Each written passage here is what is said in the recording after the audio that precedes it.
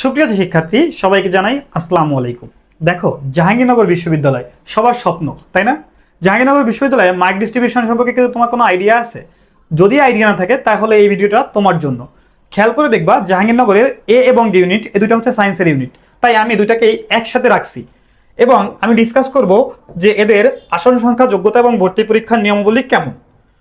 খেয়াল করো স্টুডেন্টস, যে একদম প্রথমে যদি আমার বলতে হয় যে মোট আসন হচ্ছে 706টি এবং আমরা জানি জাহাঙ্গীরনগর ইউনিভার্সিটিতে ছেলে এবং মেয়েদের জন্য আলাদা আলাদা কোটা থাকে 358 টোটাল মিলে 706।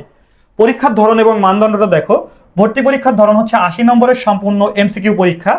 মোট বরাদ্দকৃত সময় হচ্ছে 55 মিনিট। ক্যালকুলেটর ব্যবহার করা সম্পূর্ণ নিষেধ, অর্থাৎ ক্যালকুলেটর ইউজ করতে তোমাকে দিবে না।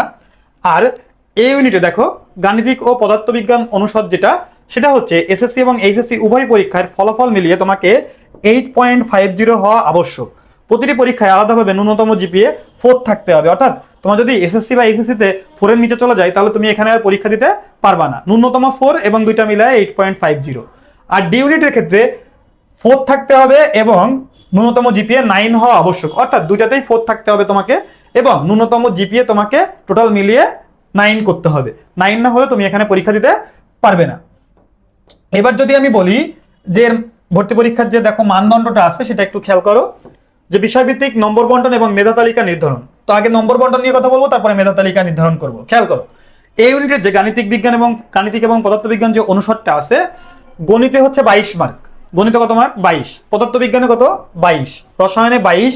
আইসিটিতে 8। এখানে বাংলায় 3 মার্ক এবং ইংরেজিতে 3 মার্ক। টোটাল মিলে তো তোমার মার্ক হয়ে গেল কত? টোটাল মিলে হচ্ছে ওই 80 মার্ক। এরপর দেখো ডি ইউনিটের বা জীববিজ্ঞান অনুষদ, এখানে রসায়নে 24। দেখো রসায়নটাকে খুব গুরুত্ব দিয়েছে। উদ্ভিদ বিজ্ঞান 22, প্রাণীবিজ্ঞান 22, অর্থাৎ বায়োলজিটাকেও গুরুত্ব দিয়েছে।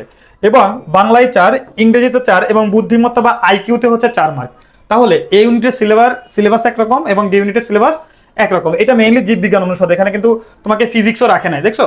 ফিজিক্স এবং ম্যাথ কোনোটাই রাখে নাই। এবার দেখো মেধা স্কোর নির্ণয়ের পদ্ধতি।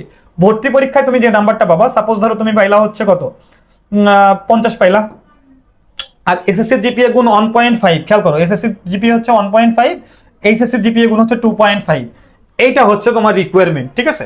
এইভাবে হচ্ছে রেজাল্টটা তৈরি করে। সুতরাং তোমার স্বপ্ন যদি হয় জাহাঙ্গীরনগর বিশ্ববিদ্যালয়, এই সাবজেক্টগুলোর প্রিপারেশন তোমাকে নিতে হবে। ওকে স্টুডেন্ট, দেখা হচ্ছে অন্য কোনো একটা ইউনিভার্সিটির ভিডিওতে। টাটা।